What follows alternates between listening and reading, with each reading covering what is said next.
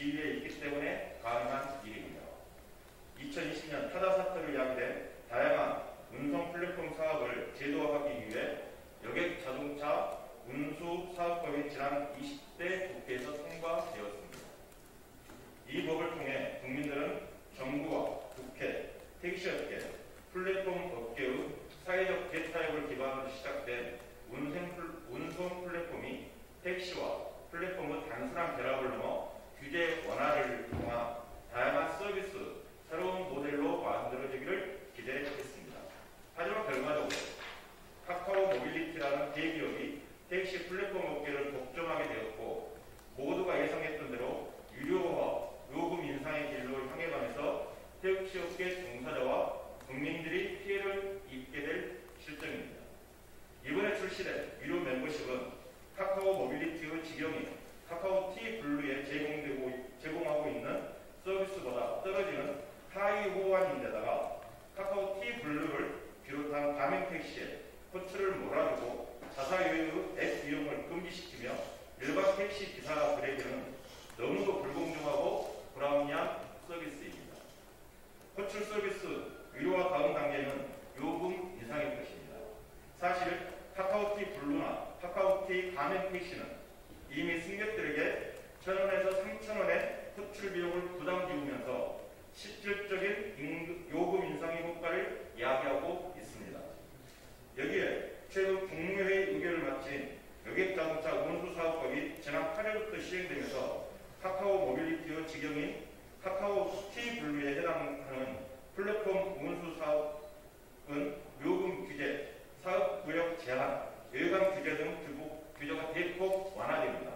또한 카카오 모빌리티의 가맹택시는 요금 자율신고제의 운영이 가능해지면서 월 구독형 요금, 사전 획득 요금 등 다양한 형태로 택시 요금이 인상될 것은 자명한 일입니다.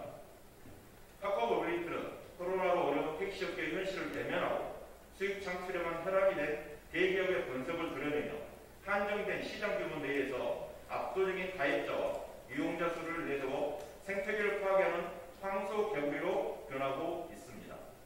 미국의 경우 자유경쟁의 결과로 발전한 대기업을 방임하는 것이 오히려 자유경쟁을 저해한다는 인식을 가져왔고 이러한 독점 지배 구조를 배경으로 나타나는 불공정 관행을 규제하기 위해 반트러스트법을 제정했습니다. 우리나라도 기업의 시장 지배적 지유, 남용과 부당한 거래 행위 등을 방지하기 위해 독점 규제 및 공정 거래에 관한 법률을 시행하고 있습니다. 문재인 정부 규제 혁신은 이러한 공정 거래의 원칙하에 우리 경제의 활력을 불어넣고 새로운 성장 동력을 찾기 위한 합리적이고 좌로운 방법이지 대기업의 독점을 위한 수단이 아닙니다. 더구나 택시는 공공재적 성격의 대중교통인 만큼 대기업의 횡포로 국민의 부담이 가중되어서는 안 됩니다. 이에 저는 이번 사태 원만한 해결을 위해 다음 네 가지를 촉구합니다. 첫째, 카카오 모빌리티는 모빌리티 혁신을 위한 사회적 대타협의 정신에 따라 호출 수수료 유료화를 즉각 중단해야 합니다.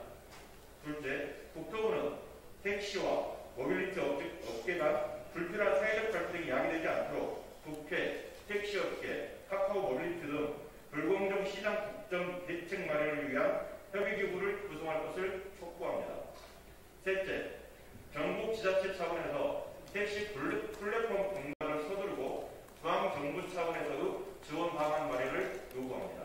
넷째, 공정거래위원회는 지난 2월부터 실시하고 있는 카카오 모빌리티의 호출 몰아주기 의혹에 대한 실태 조사를 철저하고 신속하게 발표해야 합니다. 자본이 사회를 지배하는 세상이 아닌 공정하고 상식이 통하는 사람이 사는 세상을 만들기 위해 노력하겠습니다.